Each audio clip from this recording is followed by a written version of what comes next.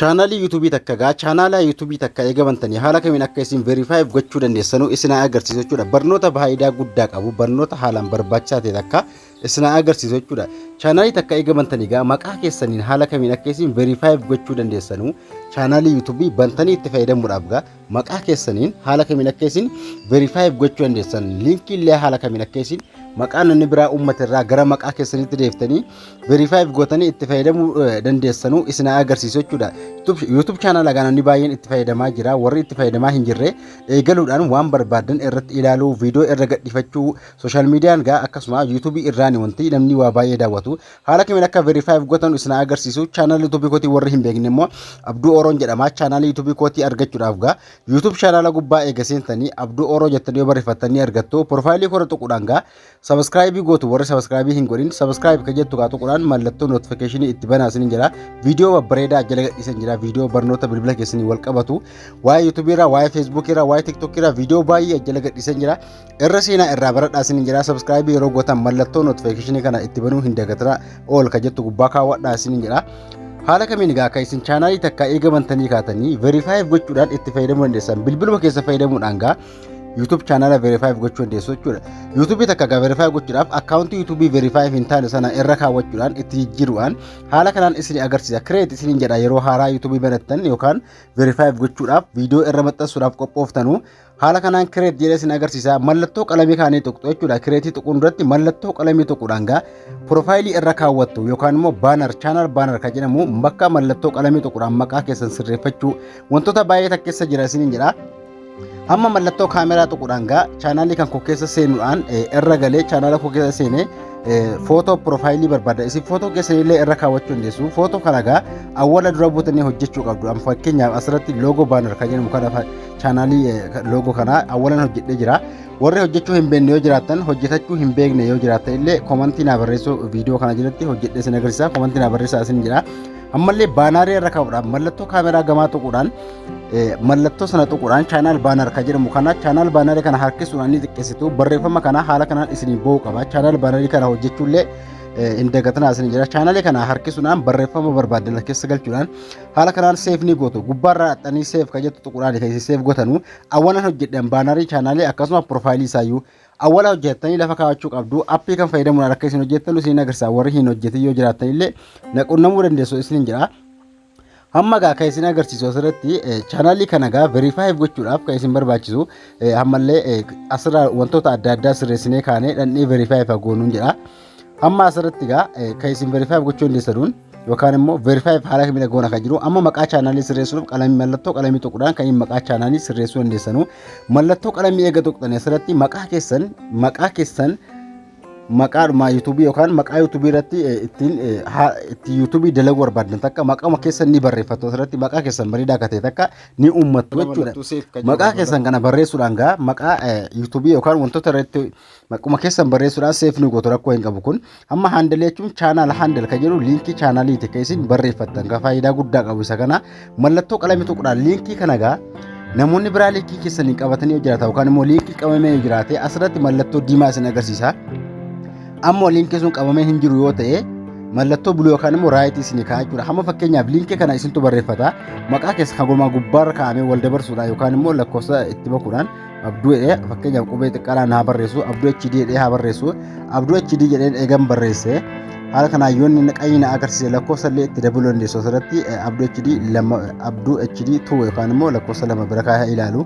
Lakkoofsa 2 yeroo bira kaa'u mallattoo raayitii naa godha jira jechuudha. Mallattoo biluu naa godha jira. Haala kanaan namni qabatee hin jiru jedhee save naa ta'ee jira.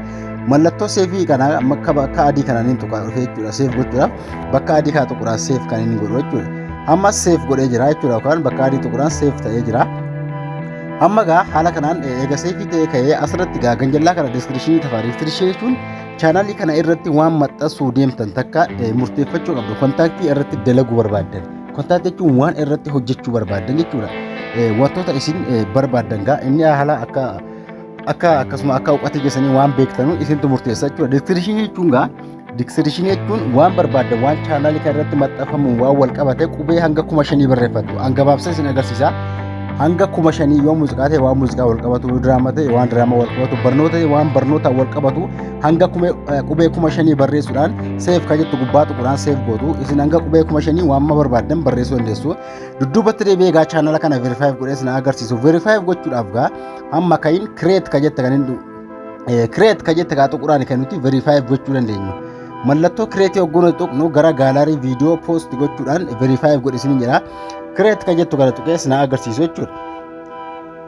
Mallattoo create kana yogguun tuqu viidiyoo upload godhe yookaan immoo chaanala kanarra viidiyoo maxxansi jedhee na gaafata.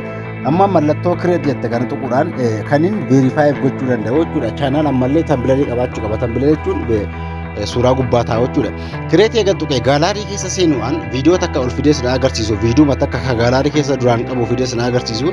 Isin viidiyoo barbaaddan post gochuu dandeessu. Gaalarii keessa eegan seen egaa viidiyoon takka irratti okee godhee isin agarsiisa. Viidiyoon TikTokii kana egaa kan TikTokii maxxanse takka jira. Sanumarra post gochuudhaan irra tuquudhaan isin agarsiisu. Hamma verify gochuudhaaf kan nu barbaachisu mallattoo qalamii ka tuqne mallattoo qalamii kana tuquudhaan akka nama tambilee irra kaa'u. Yeroon irra tuqu verify godhe jedhee haala kanaan na gaafata jechuudha. Akkaawuntii verify your account jira. Verify gochuudhaaf kana amma achirra bakka verify jette kana goon tuqu maal na gaafata verify ta'uudhaaf sim kaardii na gaafata jechuudha. Kanaafuu verify bakka jette bakka mallattoo adii kaaniin tuqa. Verify ka jette mallattoo adii kaa tuquudhaan gaa sim kaardii bilbila keessaa qabdannu itti naqxu asirratti sim kaardii itti naquun duratti gubbaarra tuquudhaan biyya ni filattu. Gubbaa kana irra biyya keessa jirtan ni filattu jechuudha. Achirra tuquudhaan akkasiin biyya filattanu dogoggoruu hin qabdannu asirratti biyya keessa jirtan filachuudhaan amma fakkeenyaaf Itoophiyaa keessa waan jiruuf biyya kan koo filadhee ka'een lakkoofsa koodii waan akka rakkoon qabu duwwaa 9 jettanii itti naquu dandeessu. Biyya eega filattanii kaatanii lakkoofsuma bilbila keessaa qabdanuu duwwaa 9 jettanii itti naqxu jechuudha. Ida'uurraa kaasuun waan tokko rakkoon qabu isin jira. Amma asirratti duwwaa 9 jettanii itti naquu dandeessu yookaan immoo ida'uu 25 jettanii akkasuma lakkoofsa takka 19 yookaan lakkoofsa tirboodhaan verify gochuu dandeessu. Fakkeenyaaf duwwaa 9 jettuma itti naqee duwwaa 7 yookaan duwwaa 9 jedhee itti naqee isin agarsiisu. Koodii waa irra isinii seenu dawwala ammoo teekist jettanii filattu. Teekist ka jedhe kan akka barreeffamaa isinii seenu ni filattu. Koodii dijiitii 6 yoo sim kaardii isin irra jiraate dhaxxanii bakka sim kaardiitii fuutanii dhuftanii verify gochuu qabdu jechuudha. Bakka sim kaardii deemee koodii kana fidee dhufu yeroo sim kaardii deemu koodiin naasina jira jechuudha. Google jeenaa dhufee jira asirratti verify your account YouTube na ergaa jechuudha Google irratti. Amma achirraa koodii kana fidee verify godhutti naqee jechuudha. Amma koodii kana verify ta'ee jira jechuudha. Chaanaaliin kun maqaa keessaniin sim kaardii keessaniin verify godhattanii jirtu jechuudha. Amma haala kanaan chaanaalii kana irraa viidiyoo maxxansuu ni dandeessu. Akkasuma tambilarii footoo adda addaa gubbaarra kaa'uudhaan waan barbaadan irratti dalaguu dandeessu jechuudha chaanaalii YouTube kana irratti. Kanaafuu chaanala takka haala kanaan akka isin verify gochuu dandeessanu haala kanaan itti fayyadamaa isin jira. Amma viidiyoo maxxansuu osoo hin taane viidiyoo maxxansuudhaaf waan footoo tokko gubbaarra keessanii footoo gubbaarra yookaan tambilarii jedhama. Dhimma viidiyoo an fakkeenyaaf viidiyoo footoo man duraan dalagee irra kaa'ee isin agarsiisa. Amma chaanala kana verify godhee isin agarsiisuun malee viidiyoo irra maxxansuuf ani miti. Asirra taayitilii waan dhimma viidiyooti kan isin barreeffattanu descriptionii namni hin beekne hedduu hin jiru. Descriptionii illee dhimma viidiyoo isin gadhiisaa jirtanu irra tuquudhaan barreeffachuu dandeessu. Taayitiliin wantoota viidiyoo sun dubbatu keessa waan jiru viidiyoon sun maal akka ta'e kan isin barreeffattan Ingiliffaan ta'u Oromoffaa ta'u rakkoo hin qabu. Descriptionii illee akkasuma dhimma viidiyoo sanarraa hanga qubee 5,000 barreessuudhaan kan isin itti fayyadamuu dandeessan jechuudha. Isin agarsiisuu waan ta'eef dudduubatti ni deebi'a. An haala kanaan kan isin chaanaalii verify gootanii itti fayyadamuu dandeessan isin jira. Haala kana itti fayyadamaa isin jira.